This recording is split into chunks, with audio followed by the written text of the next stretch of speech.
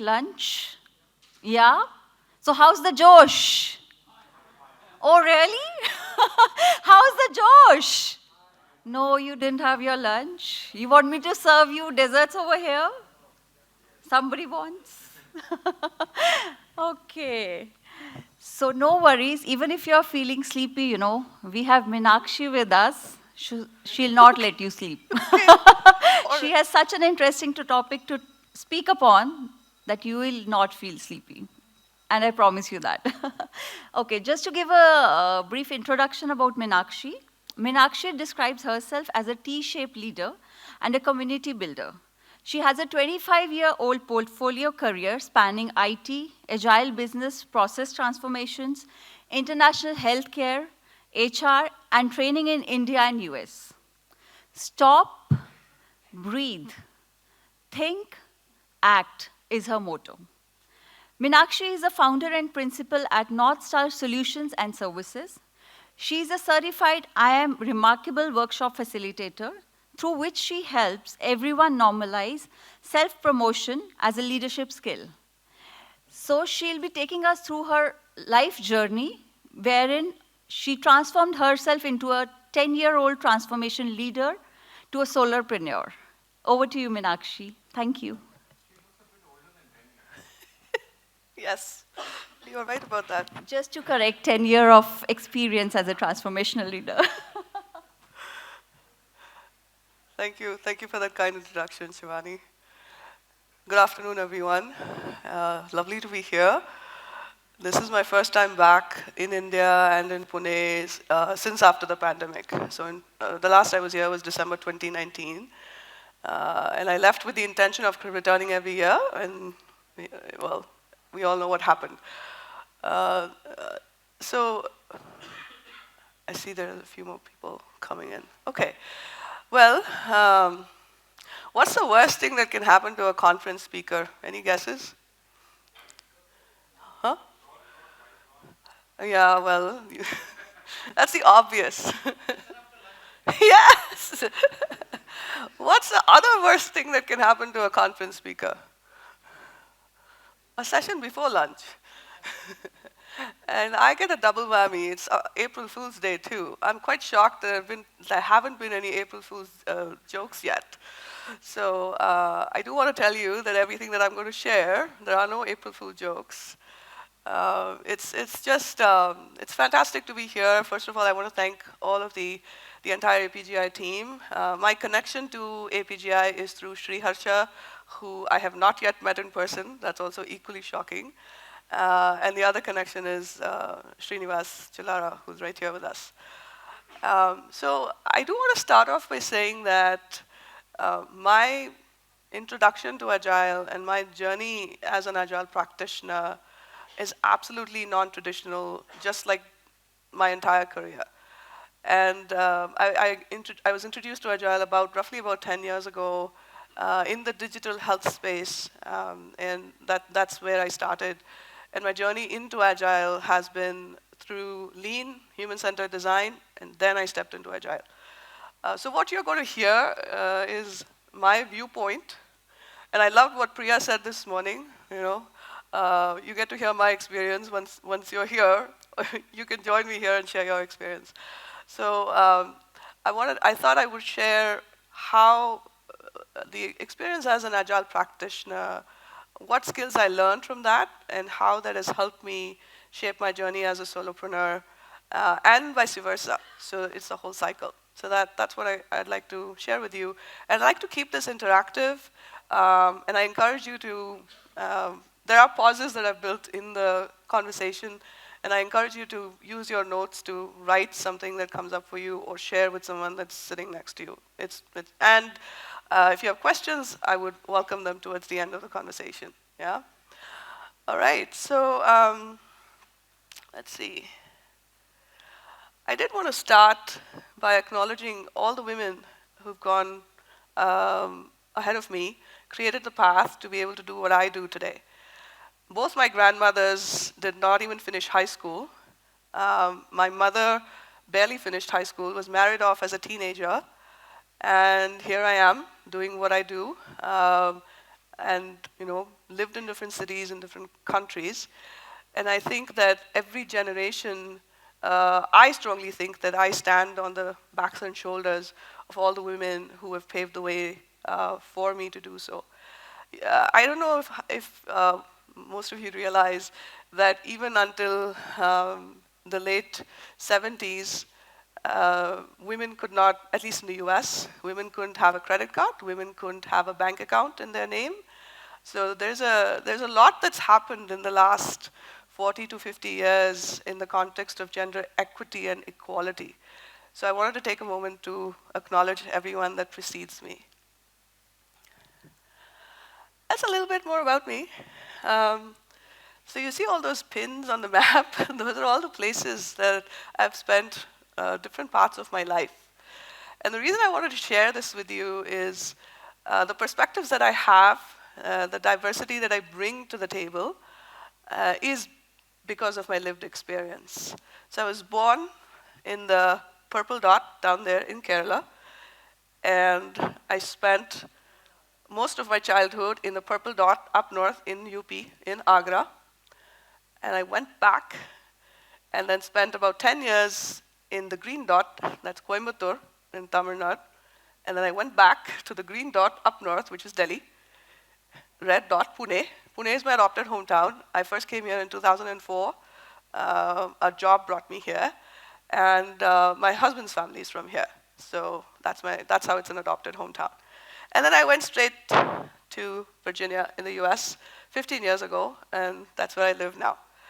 And so this is who I am. I speak 4 languages. And over the last 4 or 5 years, I've made it my mission to reclaim my identity and my roots and really focus on that. So there's a lot of that comes through in my work as well. I've been to meetups, at least in the US, a lot of the Agile meetups where presenters will usually have a slide with all their badges. So I thought I'll do one here. So those are my badges.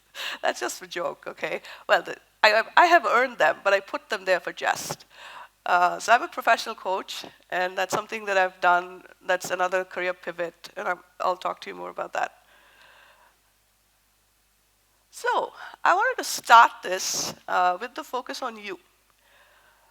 What's the one thing that would be of value to you? You can shout it out, you can write it for yourself, however. What's the one thing that would be of value to you from our time together today? We have roughly about 35 minutes.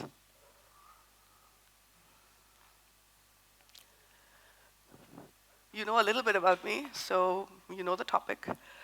What would be the one thing that you would like to walk away with? Motivation, okay. What else?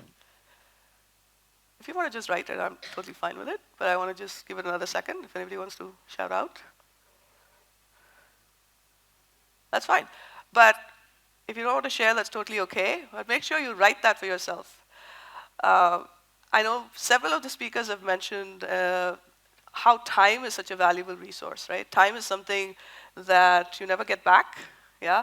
So I'm so grateful that you've chosen to invest the next 40 minutes here. So make sure you get what you're looking for, yeah? So I would invite you to write this down for yourself. What is the one thing that would be of value to you from this conversation? I love this owl. That's not me, the wise owl. I love the perspective that the owl has. So that's pretty much the kind of perspective I have on agility. Like I was saying, I'm the outsider to the world of Agile. I don't have certifications. All my experience is on-the-ground experience. So in terms of the professional experience, in addition to the introduction that Shivani just shared, I started my career in healthcare. My undergrad is in physics. And I started my career in healthcare in India, in healthcare delivery and at eye hospital. And I moved into IT services, into HR, and I did corporate training. I'm a trained English as a teacher of English to speakers of other languages, or ESL as it's called. I did that for a few years before I moved to the US as an accompanying spouse. And I had to restart my career in the US back from scratch. And I ended up in healthcare. And then since then, I've stayed in the healthcare space, technology implementation primarily, and I did my executive MBA there, specialized in healthcare management. So the experience that I've had is really at the intersection of people, process, and technology. And understanding what makes sense. So a lot of the things that Shrikant shared yesterday around customer obsession, around the fact that it takes a village. So those are the kinds of experiences that I've had. And I worked in companies, product companies, startups, big companies, all shapes and sizes, if you will. But my role has always been customer facing. And so it has to, I'm the one who's helping my clients implement our products and services in a way that makes sense for them. And our clients usually were health insurance companies in the US.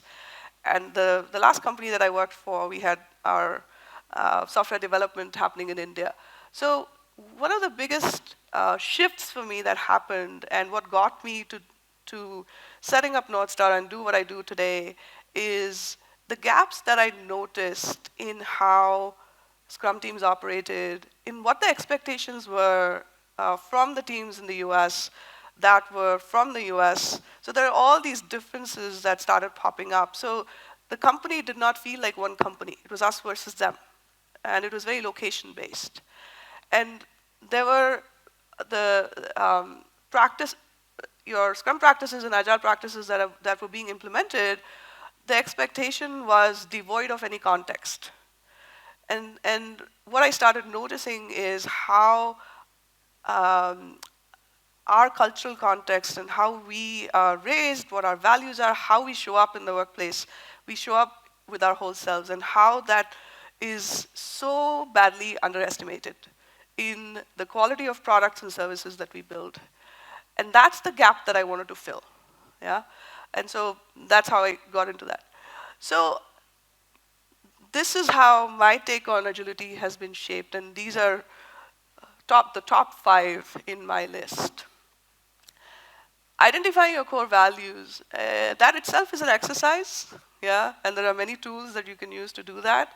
And today what I also wanted to share with you is, in addition to my own journey, there's a couple of things that I wanted to call out. One is, in the context of gender equity, a lot of the core ideas and agile practices and principles, if you look at it, they require a lot of your feminine energy. And I don't mean gender. They require a lot of your feminine energy. Collaboration, creative thinking, openness, empathy, curiosity. And the masculine energy is the doing, whereas the feminine energy is your being. And again, it's got nothing to do with your gender. Unfortunately, we are socially programmed to associate certain traits with women and certain traits with men. And for us as women, it's very unfortunate that almost all models of successful leadership are male. Like gender-wise, they're male. And the workplace, the world of business, the corporate environment is absolutely not designed for women. Because we go back to the industrial age, and it was all men going out to work. And so we are forcing ourselves to fit into this environment that was not originally designed for us. But what I noticed with agile practices and principles is that they require a lot of those skills that women, I would say, we tend to have it more, we tend to use it more naturally. Everybody has it, we tend to use it more naturally. And so, huh?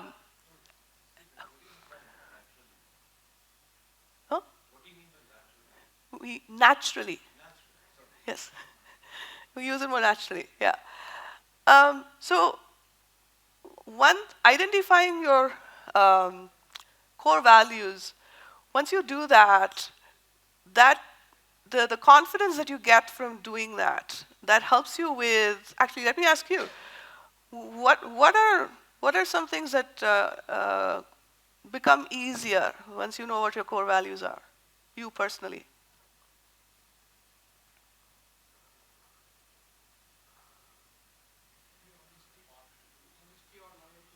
Honesty and loyalty, okay. Acceptance, okay. So those are things that come easily once you know what your core values are. Okay? What else?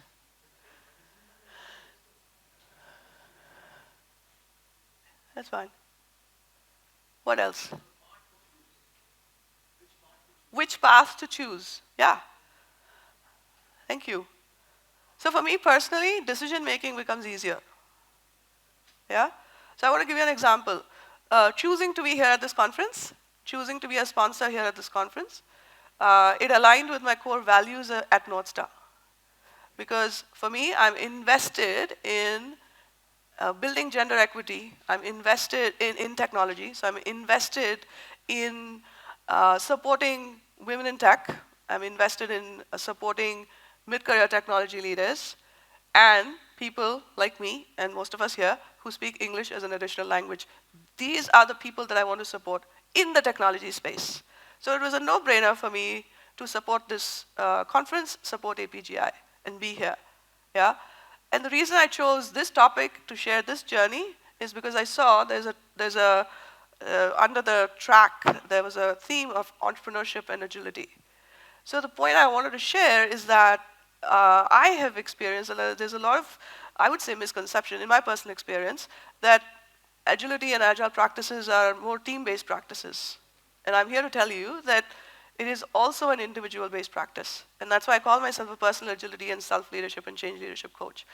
So we struggle with, in organizations, again, all of this is in my experience, okay? So please remember that little footer over there. So in my experience, organizations struggle with agile transformation. I'm going to use air quotes because I know that there's a lot of transformation coaches as well. I think that the focus is either, and again, there were other speakers who mentioned this as well, the focus is either top-down or bottom-up, but it needs to be holistic, but at the end of the day, individuals need to understand what those actions and behaviors are. That's one. And then the environment needs to support that. What you reward is what you will see around you, right? So again, having values are a great guardrail for you to decide what you want to do and what you do not, and what's the right thing, and what you really stand for. Yeah. So that's one. People over process and tools, we all know about it. What does that mean for me? It's tied to, and I'm going to talk about it later as well. It's always about establishing intent. So I always start with trust. So I trust people until they give me a reason not to. And so for me, that trumps everything else. And my business is 100% virtual, and that was my intent to do that. And I did that even before the pandemic. It served me well during the pandemic. That was one less thing I had to worry about. But in that, most often, when we talk virtual or when we think virtual, most of us tend to think about tools very quickly. And I think that we really need to look at people first. We need to understand what is the human intent and show up as a human. And I can't tell you the number of successful relationships and partnerships I've had in the last 3.5, 4 years where I've not even met the person in real life. And I've not even had video calls, right? It's just phone calls. So I'm going to take a sidebar here, and something I missed sharing. Two things. One, solopreneurship. First of all, what is solopreneurship? It's a cooked up term, entrepreneurship, team of one. Yeah? So if you ever see me talking to myself, I'm having a team meeting, just so you know. But so solopreneurship, how old do you think it is? No, as a concept. 4 or 5?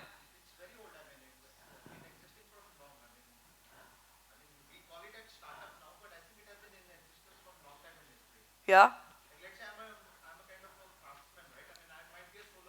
Yes. So solopreneurship has existed up until industrialization happened and mass production happened. Until then, we each did something, right? And that's why I love Piyush's talk yesterday. Think about those tribes. You take out everything, they can still build something for themselves. Us, not so much. So we have always been solopreneurs until industrialization happened and pretty much ruined everything for us. That's a talk for another time. So that's one. And I forgot the second thing now. You can blame it on jet lag and this whole thing that's going on. Okay.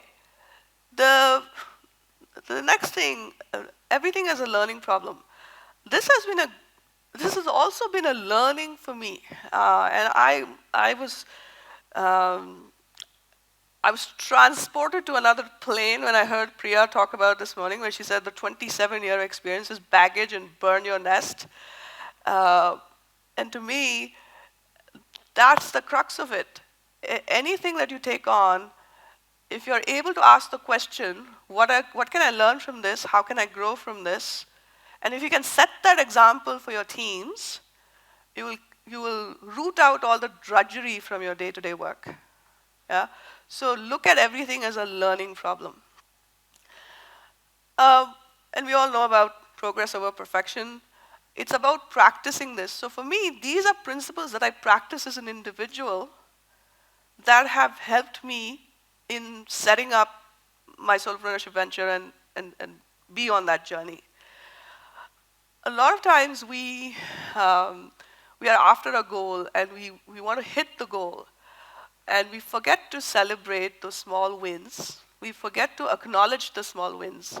And we just heard from Frederick, those of you who attended that session, your real ultimate success is what you do on a daily basis. Your routines add up and build success, right?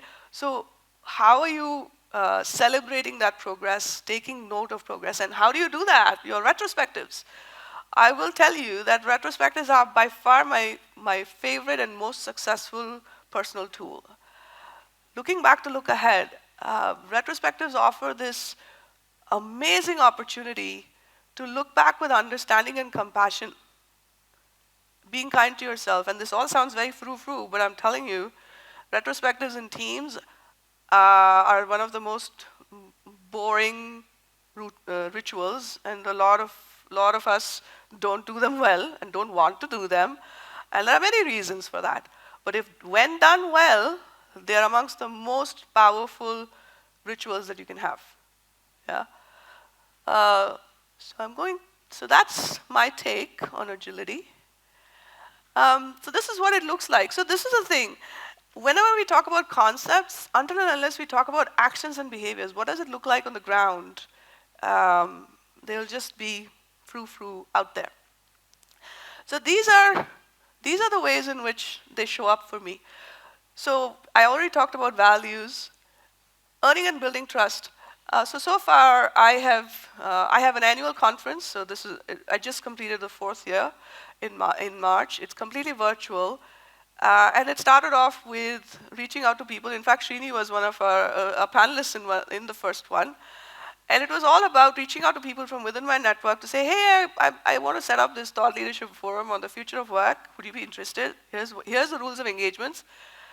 But the whole idea is that there is intent, there's clear intent, there's clarity on the outcomes, and there is that respect, and that it just sets it up. Yeah. For me, I'm a student of science, so everything is an experiment. I don't know what's going to happen until I do it. So success and failure are just labels. You can't have one without the other. So treating failure, again, it's easier said than done in organizations, I get it. But each of us can play a role in how we ourselves deal with missteps and how we look at it as a part of our whole entire learning. Everything is iterative, sense and respond ways of working. So I have a few props. How I first started North Star was in this diary. That was a farewell gift, how convenient, from my last corporate job that says, let new adventures begin.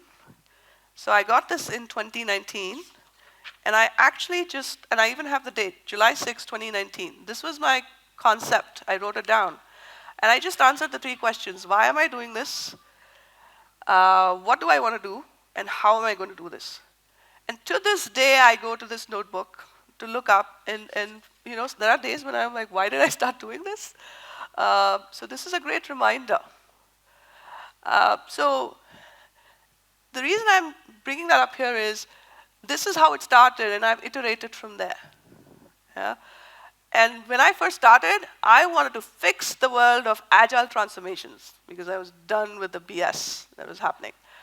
That was my big, hairy, audacious goal. And then I realized that before I do that, and I fell into coaching. I fell into professional coaching, and I just absolutely enjoyed it. And I realized that, oh, there's probably a more impactful way of doing this work. I can actually work with individuals. And then if I work with a critical mass, they might change the system from inside. So there's been in my mind, there's been a clear, iterative sense and response way of working, yeah?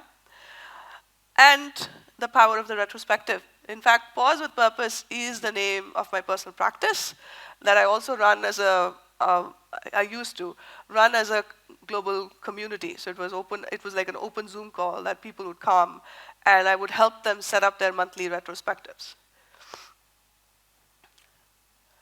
How has it all served me? So these are the 3 big things for me. Everything is learning.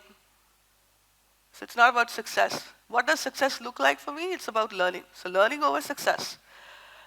Choice over circumstance. Each of us has a set of choices that we can make and a set of circumstances that we are dealt with within our control, and the other is not.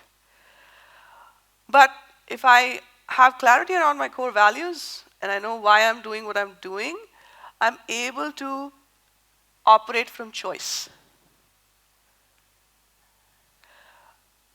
And as a solopreneur, the biggest way in which I've been able to be successful is by collaboration. I collaborate with other coaches. The pie always gets larger.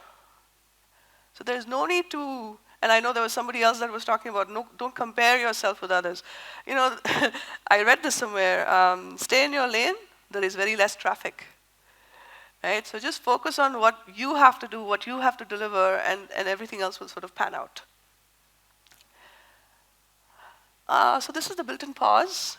So let's take a couple of seconds. You want to shout out some stuff that's coming up for you? 1 or 2 words that's coming up for you? You want to write it? Whatever works for you. We'll take it. Yes. The one thing I've yet to see. So the question is around how can we encourage collaboration within companies, because competition from the external environment seeps into the internal environment. I will tell you that I have yet to see comprehensive performance management and reward systems that actually reward collaboration. That's one of the banes of our traditional people management practices. We all want collaboration, but we still have top performers, star performer awards. Right? How do we, and this is where the understanding around what is a team, and it's like an orchestra. Even your little triangle in a Western orchestra, that little triangle, have you seen a metal triangle? That's an instrument. What does it do? Well, if it's missing, you will know that it's missing. So every person has a role in the team, just like Piyush was saying, right? I mean, you all have to be average, but you put a bunch of average people together, they can do the most amazing things. But that needs to be acknowledged in the organizational design. So I don't have an answer to your question as to where I've seen that successful model. Yeah. If there's a question, can I take it later? Or is it a reflection? Okay, so then we can. Okay, thank you. All right, any other reflections? While we hit the pause button? Okay. So this is how I started, with a business card. Because I started pre-pandemic, and my whole idea was to go to local networking events where I live in Virginia, in the US. Technical difficulties, I can't show you the photo of the reverse of this, but what I did really was, I used all of the real estate on the business card. This was the front of it, and I used the reverse to talk about my services, because I didn't have a website then. So this was August 2019. So this is another personal story. August 9th is my mom's birthday, It was a Friday in 2019. I had done all the research on what I needed to do in the area where I live to start my own practice. I went to the local county, took their start your own business classes. I'd done all of it. Plus, I went to business school, so I know the whole business model canvas. I'd done all of that as well. Um, August 9th, I just woke up and I said, you know what? It's my mom's birthday. I'm going to do this in her honor. So I just drove to the local county office. And because I had left my full-time job, I had all the time. I drove to the office to find out what the process is, and they sent me around to another office. Anyway, long story short, in 4 hours, I had my business license. And I was official in the county where I lived. But I didn't have a website. But I wanted to create my own website, which followed along. But this is how I started. And these are all the pivots that I've had. So my first tagline was promoting organizational agility through inclusion. And for me, inclusion is not just our, HR type inclusion. What I mean by that is whenever I talk about inclusion, I was always directed to HR. Go talk about DEI. I'm like, no. I want to talk to your technology people.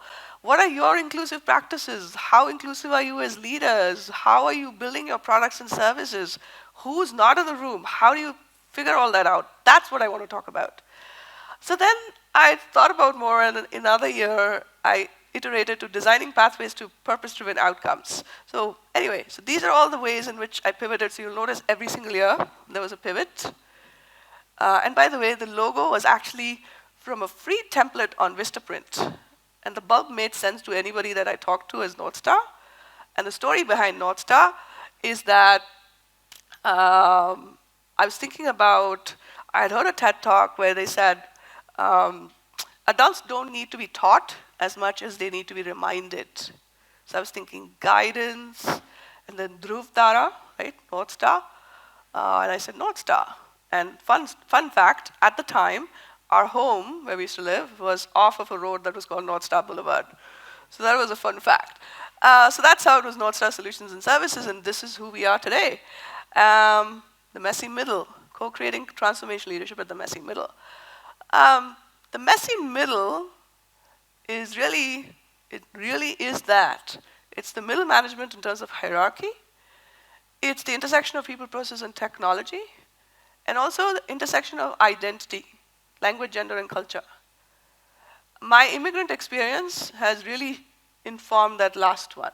Yeah, because in here I have a lot of privilege by my, just by my the caste, the fact that I can speak English, the kind of education I've had. So there's a lot of privilege here when I'm in India. The facts that put me at a point of disadvantage is that I'm a woman, whereas in the US, my point of privilege are very few. Yeah, because I'm an immigrant, my skin color is of a certain type, I look a certain way. So it's very, and I have a funny sounding name. Most conversations with locals there begin with me teaching them how to pronounce my name. So it's made me very sensitive to the fact that I have an intersectional identity. So this I just want to show, this is how my thinking has evolved. So I really focus a lot on the self, because I think that each of us, if we do all of the work, you have to lead yourself before you lead others. And all of us are leaders, and we lead from wherever we are. We have it within ourselves to do that. If each of us do that, we will form fantastic self-organizing teams. And that's what will percolate into the organization. So this is how my model has evolved. Yeah? The next few slides, I'm just going to run through them. And those of you that have the goodie bag, you'll have an insert, and it has all this information. So these are all my services. This I wanted to spend a little bit of time. So these are all the products and services that I have co-created. And I've collaborated with people from around the world to do this. So there's an annual conference. The Building My Runway, it's a mentorship program that I started 2 years ago for mid-career women in tech. It's virtual. The mentors come from within my network, and I do everything. I do all of it administer the whole program. And it's very intentional matching that I do. So it's a one-on-one mentorship and also cohort-based learning. I host a couple of live stream talk shows. I've developed this intensive 3-month leadership development program called Unpacking Leadership. And then I'm a trained I'm Remarkable workshop facilitator, which is a Google initiative that helps normalize self-promotion in workplaces and beyond. So this is what I've accomplished in the last 4 years, or 3.5 years. I think we probably have 2 minutes left, so I'm going to skip the pause. I guess I've run out of time to tell you stories, and I actually covered some of the stories. I do want to share one, another prop. This is the insert in your goodie bag. So this thing was put together. I designed it in Word, and Vijay here connected me with a local printer and designer. We did everything virtually. I don't know what they look like. WhatsApp, Zoom, one Zoom call, several WhatsApp messages and calls, and a couple of emails. And this is the product. And this, my friends, is the future of work. And everything is figure-outable. Because when I left the US, I didn't know what I was going to do. I knew I had to put something in the goodie bag. I didn't know what it was. So this turnaround time, 3 days. And 3 people or more. Yeah? So everything is figure-outable. Start with intent and trust, I already talked about. Rest, not quit, quick story. I came down with a sinus infection on Wednesday. I still didn't have this deck ready, but it's all in my head, but I didn't have the slide deck. I decided that I need to feel well before I can do this work. So I rested, and then I worked on this a couple of days later. And I think it worked.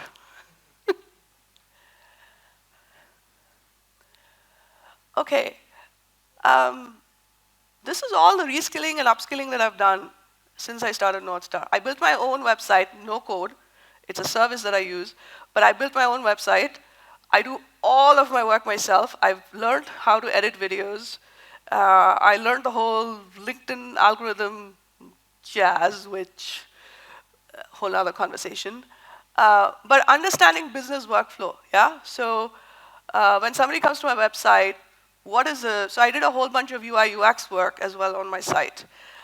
How can they contact me? How can they, let's say they're interested in something that I'm offering, how can they purchase it? So the whole business workflow automation, right? So I figured all that out. I've done all of that work myself. So I am really a team of one. And I share an accountant with my husband. That's it.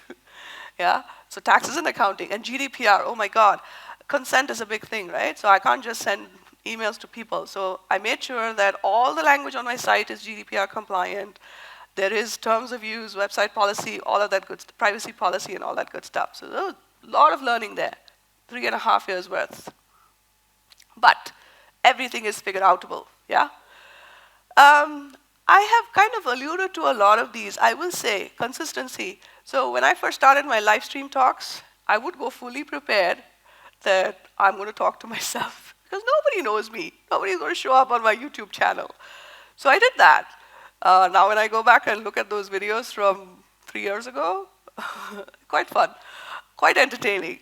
But that's the point. But the point is to just show up. Keep showing up no matter what.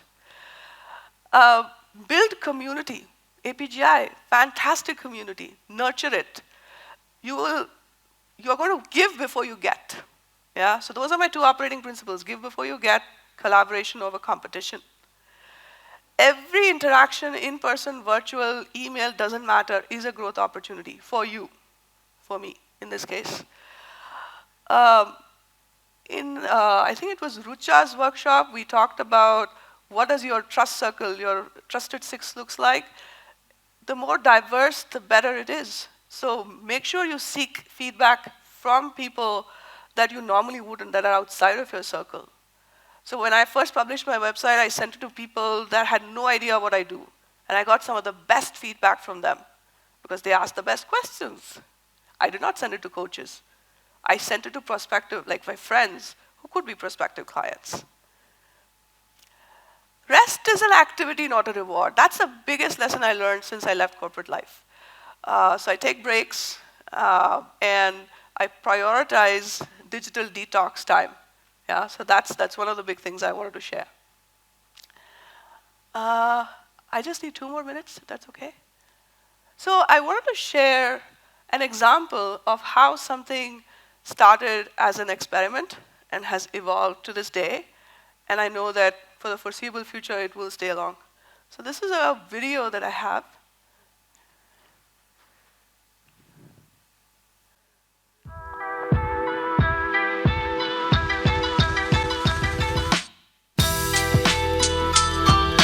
Remember this, Srini? This is the first conference, and I was too scared to call it a conference. I call it a webinar series. And then I found somebody to collaborate with, who's another solopreneur. And since then, we've done it for 3 years in a row together. It's the annual Future of Work conference. And we find people from within our networks. We pool our networks, and our networks have gotten so much bigger. Lead with your values. So I'm invested in women-owned businesses. So I try to find other small businesses that are run by women, solopreneurs like myself, to collaborate with. This is this year's conference.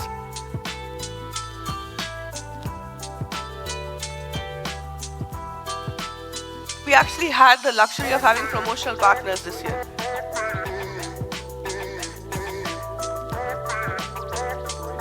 And that's my partner and friend now. She runs her own business. Oh.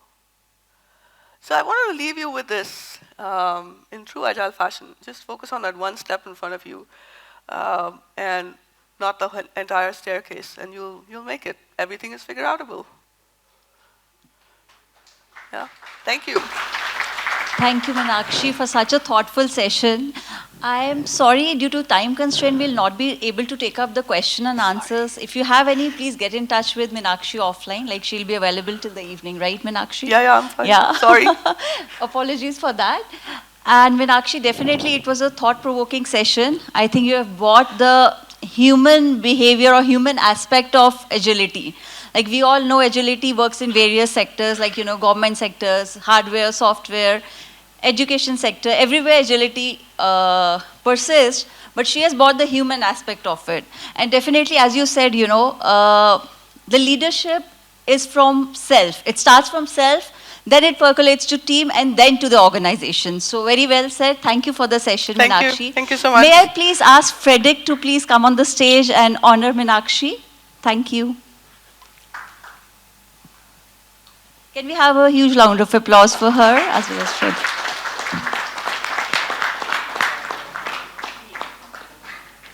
Hi.